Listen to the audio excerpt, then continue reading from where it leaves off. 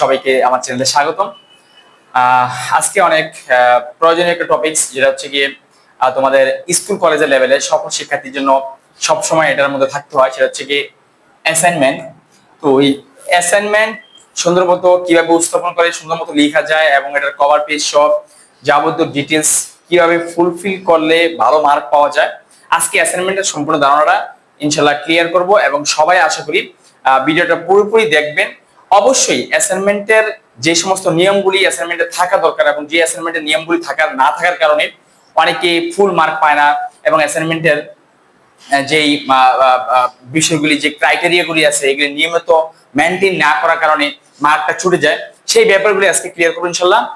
যারা আমার চ্যানেলটা সাবস্ক্রাইব করেছেন সবাইকে ধন্যবাদ, যারা সাবস্ক্রাইব করে নাই সাবস্ক্রাইব করবেন এবং অবশ্যই ভিডিওটা ভালো লাগলে লাইক দিবেন, অবশ্যই কমেন্টে জানাবেন।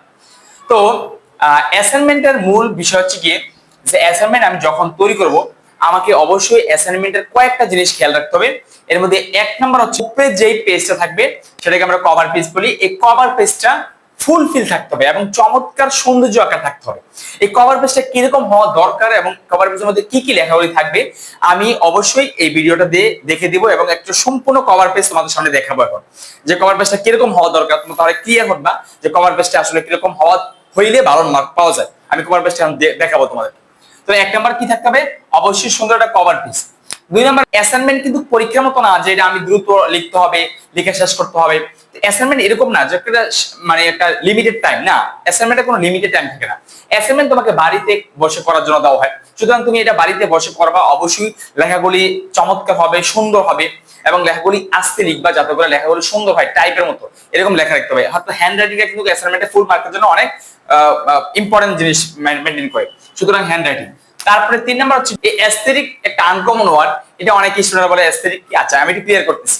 অ্যাস্থেটিকের বাংলা অর্থ হচ্ছে নান্দনিক, অর্থাৎ অনেক স্টুডেন্টরা নান্দনিক বলতে আবার কি বোঝা যায় না, কিন্তু নান্দনিক অর্থ হচ্ছে কি চমৎকার সৌন্দর্যের চেয়েও যদি উপরে কিছু থাকে সেটা হচ্ছে নান্দনিক।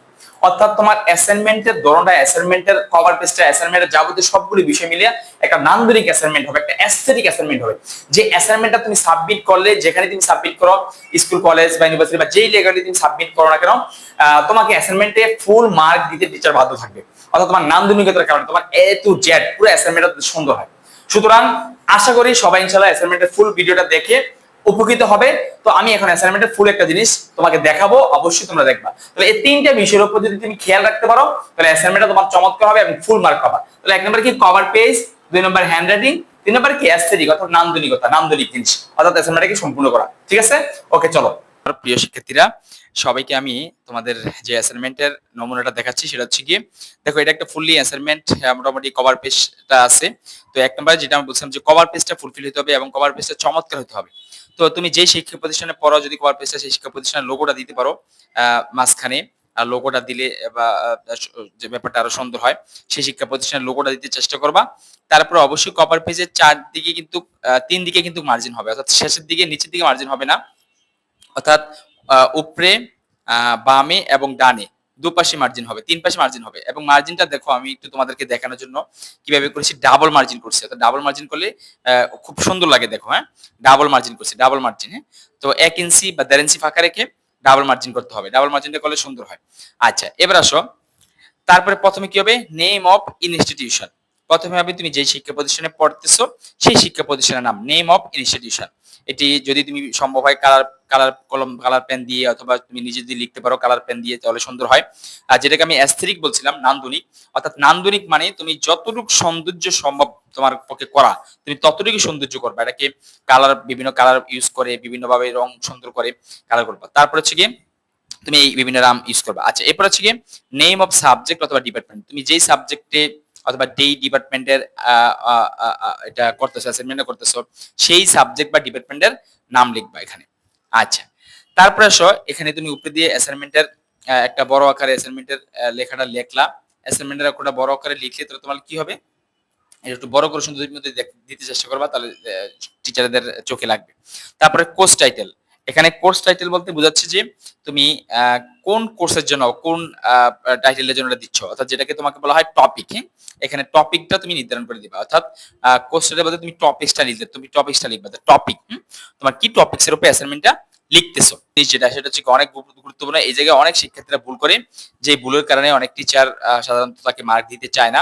সেটা হচ্ছে কি অ্যাসাইনমেন্টটা সাবমিট টু কার কাছে সাবমিট করতেছো, অর্থাৎ যার কাছে তুমি অ্যাসাইনমেন্ট সাবমিট করতেছো এটা যে সাবমিটেড টু।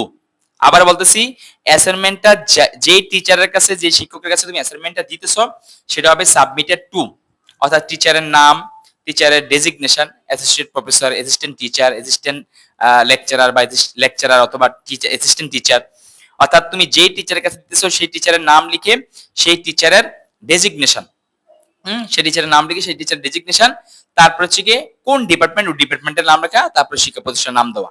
প্রয়োজন বোধে স্যারের টিচারের মোবাইল নাম্বার থাকলে মোবাইল নাম্বার দিতে পারো। তো এরকম ভাবে তুমি সাবমিটেড টু দিয়ে ওই টিচারের নাম, টিচারের রেজিগনেশন, টিচারের ডিপার্টমেন্ট প্লাস প্রতিষ্ঠানের নাম দিয়ে দিবা। আর সাবমিটেড বাই, এই সাবমিটেড বাই হচ্ছে গিয়ে যে অ্যাসাইনমেন্টটা লিখতেছো, তুমি অ্যাসাইনমেন্ট লিখতেছো তাহলে সাবমিটেড বাই হচ্ছে গিয়ে যে অ্যাসাইনমেন্টটা জমা দিতেছে তার নাম। আর সাবমিটেড টু হচ্ছে গিয়ে যে টিচারের কাছে অ্যাসাইনমেন্টটা জমা দিতেছে সেই টিচারের নাম, ডেজিগনেশন, ডিপার্টমেন্ট, টিচারের কন্ট্যাক্ট নাম্বার, মোবাইল নাম্বার বা প্রতিষ্ঠানের নাম। ওকে, আচ্ছা এরপর আসো শেষের দিকে, এই কভার পেজের শেষের দিকে কি করতে হবে? কভার পেজের শেষের দিকে অবশ্যই তোমাকে একটা সাবমিশন ডেট দিতে হবে, অর্থাৎ কোন ডেটে তুমি এই অ্যাসাইনমেন্টটা তুমি জমা দিতেছো, সাবমিশন ডেট অফ সাবমিশন, অর্থাৎ কোন ডেটে অ্যাসাইনমেন্টটা তুমি জমা দিতেছো। এরকম সুন্দর চমৎকার যদি কভার পেজ করতে পারো, অনেক শিক্ষার্থীরা এই পাশে ফুল এঁকে দেয়, বিভিন্ন লতা এঁকে দেয়, দুই পাশে লতা এঁকে দেয়, কভার পেজটা যত সম্ভব করো, অর্থাৎ অবশ্যই অফসেট পেপারে কভার পেজটাকে সুন্দর করতে হবে, ঠিক আছে? আচ্ছা এবার আসো তোমাদের দেখানোর জন্য আমি এই যে দেখো মার্জিন, পরের পেজটা আমি উল্টাচ্ছি, পরের পেজে ঠিক সেম ভাবে এর মার্জিন করে রাখবো, অর্থাৎ উপরে 1.5 ইঞ্চি ফাঁকা রাখবো। হ্যাঁ, উপরে কতটুকু ফাঁকা রাখবো? 1.5 ইঞ্চি বা 1.5 ইঞ্চি, পাশেও 1.5 ইঞ্চি প্লাস ডানেও 1.5 ইঞ্চি, 1.5 ইঞ্চি ফাঁকা রেখে তারপর আমি মার্জিন করব। এবার মার্জিন রেখে তারপর আমি অ্যাসাইনমেন্টের লেখা শুরু করব। এখানে একটা কথা বলে নেই, যদি কেউ সূচিপত্র লিখতে চাও, যে সূচিপত্র, তাহলে সেকেন্ড পেজে কভার পেজের পরে কিন্তু সূচিপত্র লিখবে। তাহলে সূচিপত্র লেখাটা তো জরুরি না, না লিখলে কোনো মার্ক কাটবে না, অথবা না লিখলে কোনো মার্ক দিবে না, এরকম ব্যাপার না, না লিখলেও পারবো। সূচিপত্র না লিখে যদি লিখতে চাও তাহলে পুরোটাই লিখতে পারবা। তাহলে কি করতে হবে? তাহলে তুমি এরপরে এখান থেকে লেখা শুরু করবা।